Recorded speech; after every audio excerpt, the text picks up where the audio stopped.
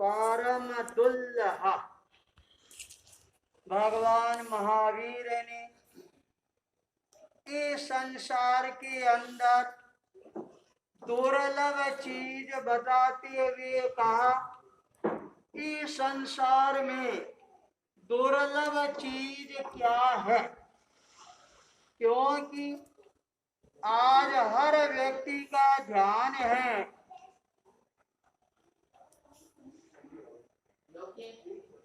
दुर्लभ चीज के ऊपर अटका हुआ है और हर व्यक्ति ये चाहता है मेरे को अपने जीवन में कोई न कोई दुर्लभ चीज है वह अवश्य ही प्राप्त होनी चाहिए और दुर्लभ चीज के लिए वह जहां हो वहां पर भटकने के लिए तैयार हो जाता है। और यदि ये पूछ लिया जाए कभी दुर्लभ चीज आज क्या है तो जिनके पास में पेशा नहीं है वह व्यक्ति ये कहेगा इस पंचम काल में पेशा प्राप्त करना कमाना है ये बड़ा दुर्लभ है।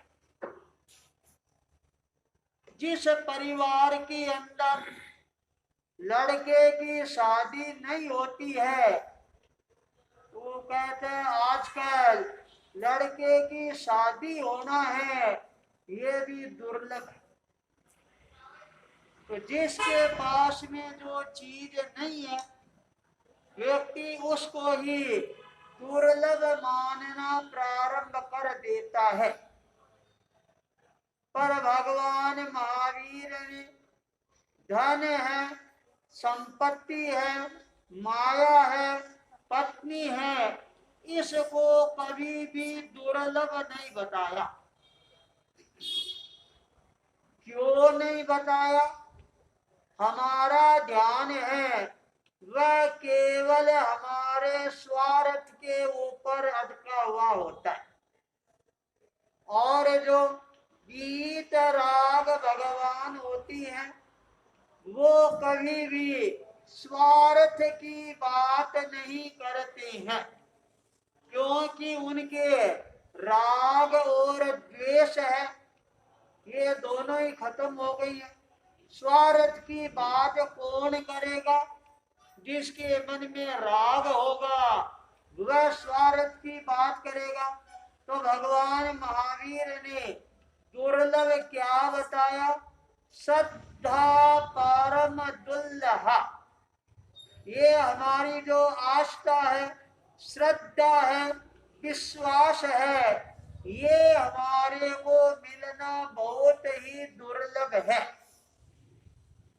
और देखती हैं आजकल श्रद्धा है वो कैसी हो गई है। कभी गंगा गए तो गंगा दास और जमुना गए तो जमुना दास। व्यक्ति का स्वयं का कोई अस्तित्व है वह नजर नहीं आता। जिधर हवा बहती है और आदमी उधर ही बहना प्रारंभ कर देता है। पर जो व्यक्ति अपने मन में संकल्पवान होता है श्रद्धावान होता है वह कभी भी चलायमान नहीं हो सकता है क्योंकि उसकी आस्था है वह इतनी ज्यादा मजबूत होती है। हम थोड़ा सा कोई काम करती हैं और वह काम नहीं होता है तो 1 मिनट में अनास्था पैदा हो जाती है। नौकार मंत्र का जाप कर रही है और यदि 4-6 महीने में हमारे को कोई उपलब्धि नहीं मिलती है नौकार मंत्र में तो कुछ भी नहीं। 1 मिनट में अश्रद्धा पैदा हो जाती है और फिर लोग कहते हैं हमारे को चमत्कार नहीं मिलता। पुराने समय के अंदर सुनते थे थोड़ा सा दुख आता दर्द आता और उपसर्ग स्तोत्र बोलते और देवता हाजिर हो जाते। और आप दिन भर बोलते ही रहो, देवता आएगा क्या? और देवता क्या पड़ोसी भी नहीं आएगा। क्यों नहीं आएगा? हमारे मन में उस शक्ति के प्रति आस्था ही नहीं है, विश्वास ही नहीं है। और आज यदि हमारा विश्वास दृढ़ हो, मजबूत हो, तो चमत्कार होते हुए कोई देरी लगती है क्या? आचार्य भिक्षु एक बार उदयपुर शहर में विराज रहे थे और उस समय उनका परम भक्त श्रावक सोबजी कोठारी, जो मूलतः केलवा गांव के रहने वाले थे, और ऐसा योग मिलता है 1817 में केलवा में आचार्य भिक्षु ने 13 पंथ की स्थापना की। और उसी दिन सोबजी श्रावक है, वो अपनी माता के गर्भ में आते। माता को आचार्य भिक्षु का पावन सानिध्य मिल जाता है 4 महीनों तक। और वह आचार्य भिक्षु का प्रवचन श्रवण करने के लिए जाती है। अपने आगमों में वर्णन आता है, जब कोई भी महिला गर्भवती हो, उस महिला को प्रवचन श्रवण करने के लिए जरूर जाना चाहिए, चूकना ही नहीं चाहिए। आंधी हो, बरसात हो, तूफान हो, पर प्रवचन सुनने के समय गर्भ अवस्था में कभी भी चूकना नहीं चाहिए। जब वह प्रवचन सुनती है, प्रवचन वह नहीं सुनती है, उसके गर्भ के अंदर जो जीव होता है, वह उस प्रवचन को बहुत ही ध्यान पूर्वक सुनता है। और उस समय जो प्रवचन सुना हुआ होता है, वही प्रवचन उसके जीवन को संस्कारवान बनाने वाला होता है। आपने सुना होगा महाभारत के अंदर अभिमन्यु का नाम। जब वह अपनी माता के गर्भ में था और उस समय अर्जुन है, वह अपनी धर्म पत्नी को एक बार ज्ञान प्रदान करते हुए चक्रव्यूह का ज्ञान प्रदान किया। कभी चक्रव्यूह है, उस चक्रव्यूह का कैसे भेदन किया जाता। उत्तरा जब ज्ञान प्रदान अर्जुन कर रहा था, वह सुन रही है। प्रवेश करने की प्रक्रिया बहुत अच्छी तरह से सुन लेती है।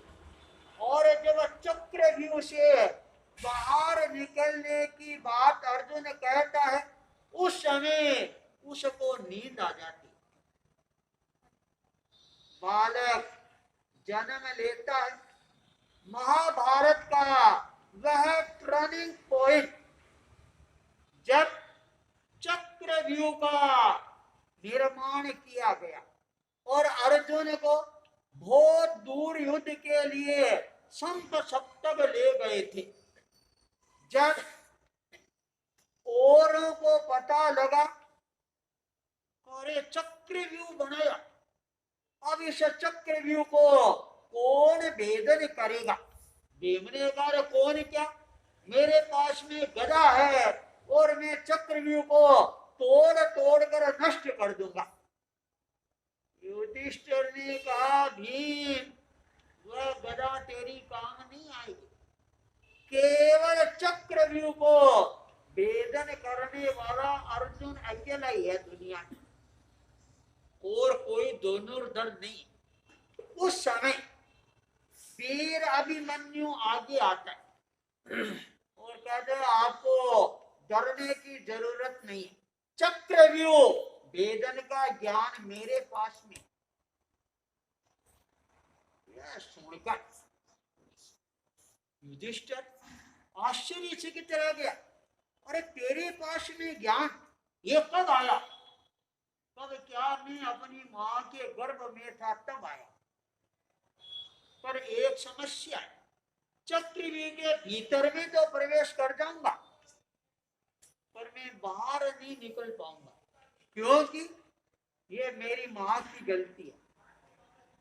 जब पिताजी ने बाहर निकलने का बताया तब मां को नींद आ जाती है, और मां को नींद आएगी तो गर्भ में बच्चा है उसको भी नींद आ जाएगी। मां जगेगी तो बच्चा भी जग जाएगा, क्योंकि मां का संबंध है वह बच्चे की नाड़ के साथ में जुड़ा हुआ होता है। और आपने देखा होगा जब बच्चे का जन्म होता है तब हमारी पुरानी बहनें क्या करती थी? माँ और बच्चे को अलग करने के लिए क्या करते थे?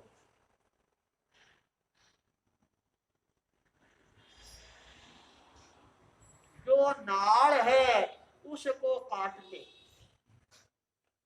तो माँ का संबंध है वह बच्चे के साथ में जुड़ा हुआ रहता है, इसलिए मेरे को बाहर निकलने का ज्ञान नहीं है। उस समय भीम ने कहा, अरे तुम चिंता मत कर, हम तेरे पीछे पीछे जाएंगे और तेरे को वापस ले आएंगे। और वह चक्रव्यूह 9 द्वारों को वीर अभिमन्यु भेद देता है।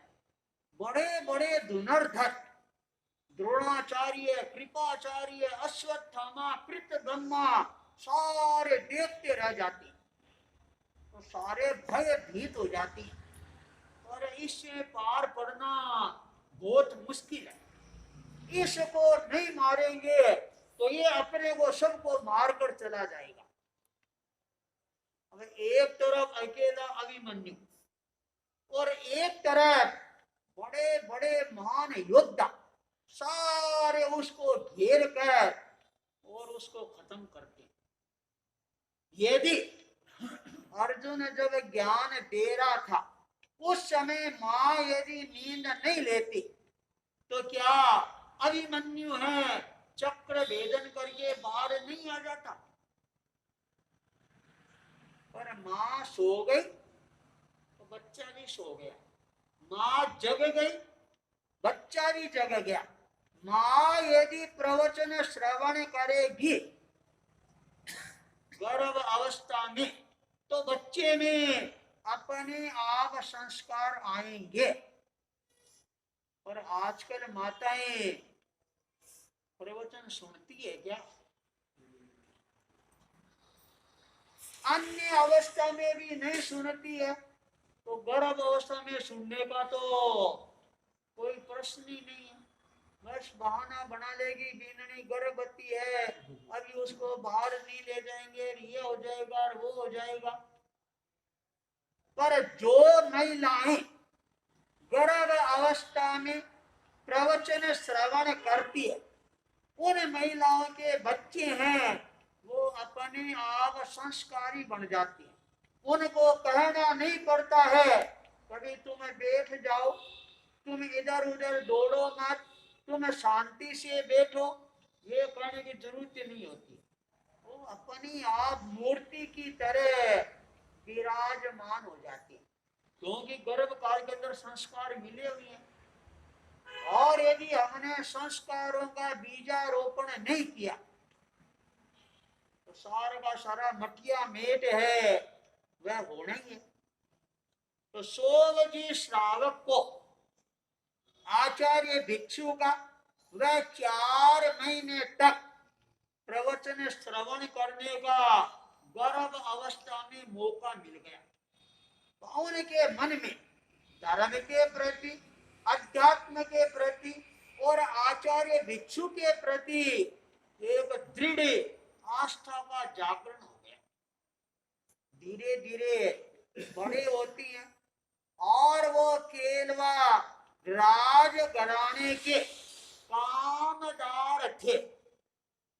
मूलतः चोरड़िया परिवार था, पर कामदार होने के कारण उनको कोठारी जी कहने लगे, इसलिए गोत्र गौण हो जाती है और कोठारी नाम ही प्रमुख हो जाता है, और बड़े प्रभावशाली दबंग व्यक्तित्व के धनी थे।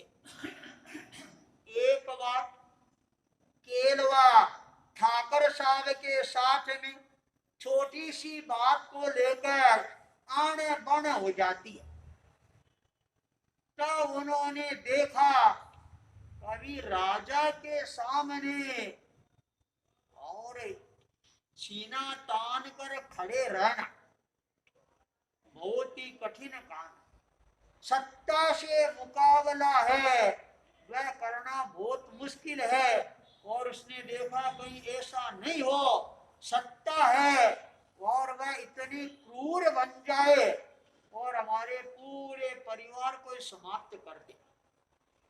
आधी रात को अपना पूरा परिवार लेकर, धन संपत्ति लेकर, और वो नाथद्वारा में पहुंच जाती है। नाथद्वारा में रहती हैं, पर उनकी आस्था है ये बड़ी गजब की थी। प्रातः काल अपने घर के बाहर बैठ गए और वो सामायिक 4 बजे प्रारंभ कर देते थे।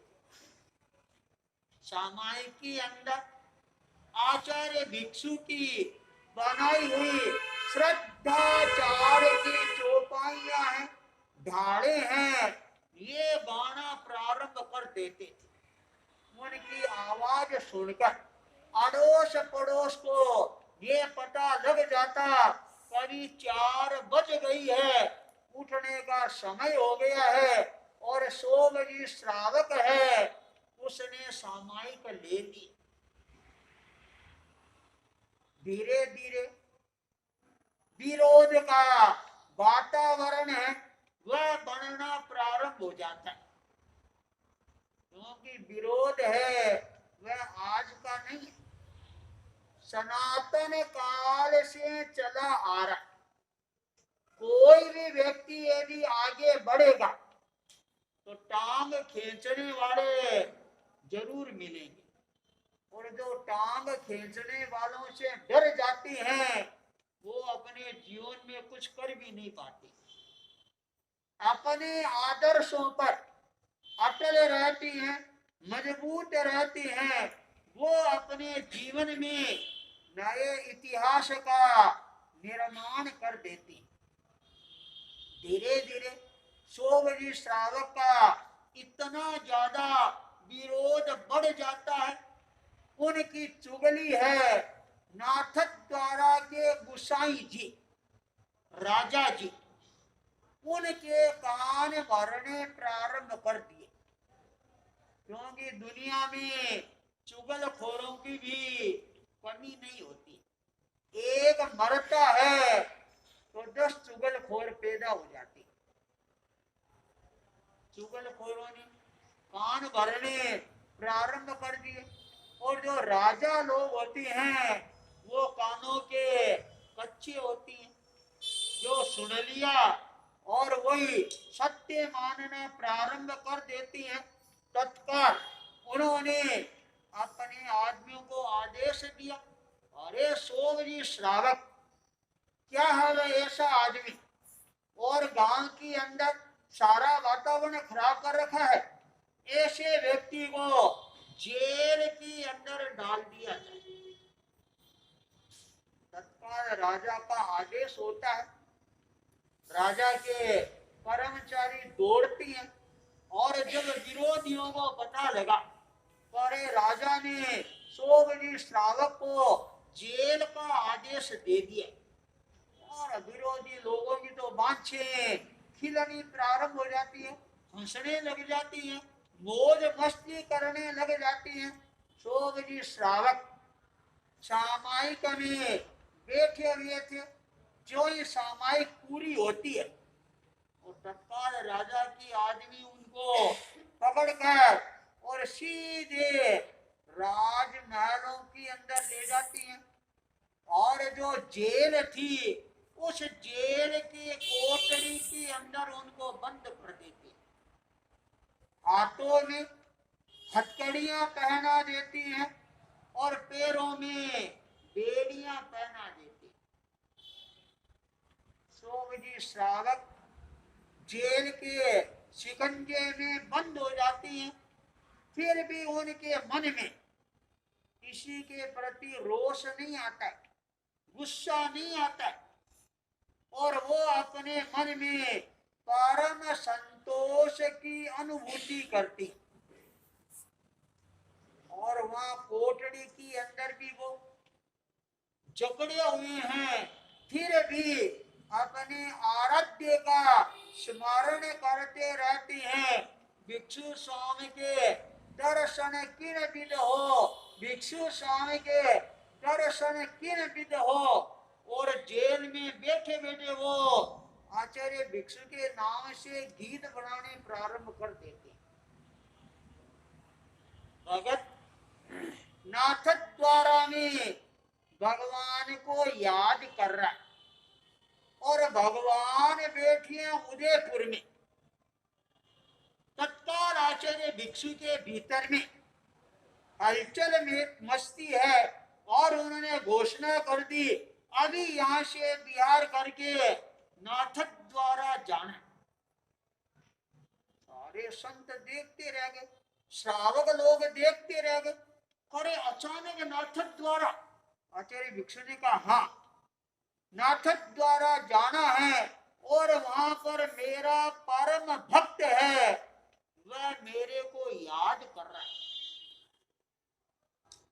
लोगों ने सोचा ऐसा कौन सा भगत है जो याद कर रहा है। और आचार्य भिक्षु को क्या पता लगा कभी मेरा भक्त है वह मेरे को याद कर रहा है।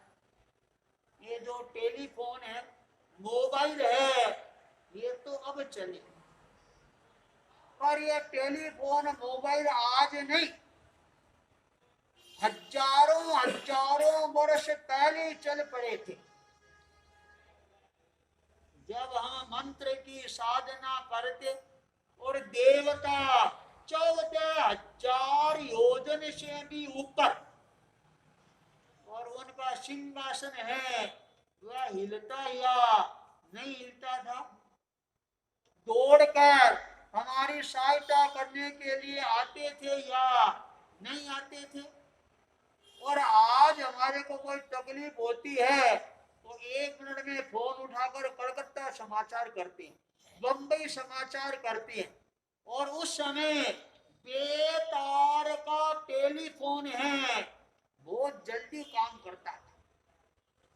कहाँ नाथ द्वारा और कहाँ उदयपुर।